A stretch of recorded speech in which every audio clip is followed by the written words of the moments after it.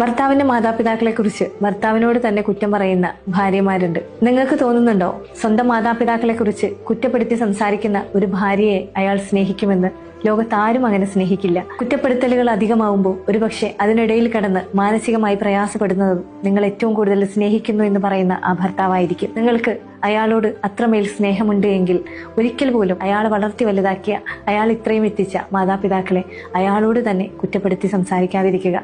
ഒരുപക്ഷെ ഈ ലോകത്ത് നമ്മളെക്കാളൊക്കെ അവരേറ്റവും കൂടുതൽ വില കൽപ്പിക്കുന്നതും സ്നേഹിക്കുന്നവരും ആ മാതാപിതാക്കളായിരിക്കും. അവരെ കുറ്റപ്പെടുത്തി സംസാരിക്കുകയും അവരുടെ പോരായ്മകൾ എടുത്തു കാട്ടി അവരോട് തന്നെ പരാതിപ്പെടുകയും ചെയ്യുമ്പോൾ സ്വന്തം ഭാര്യയോട് മടുപ്പായിരിക്കും ചിലപ്പോൾ ഭർത്താക്കന്മാർക്ക് തോന്നുക. ഒരുപക്ഷെ നമ്മുടെ അറിവില്ലായ്മ കൊണ്ടായിരിക്കാം, അല്ലെങ്കിൽ നമ്മുടെ അവസ്ഥ കൊണ്ടായിരിക്കാം അങ്ങനെ സംഭവിച്ചു പോകുന്നത്. നിങ്ങളുടെ അഭിമാനത്തിനോ അല്ലെങ്കിൽ നിങ്ങളുടെ വ്യക്തിത്വത്തിനോ കോട്ടം വരാത്ത രൂപത്തിലുള്ള ചെറിയ ചെറിയ പ്രശ്നങ്ങളെ നിങ്ങൾക്ക് തന്നെ പരിഹരിക്കാൻ പറ്റില്ലേ?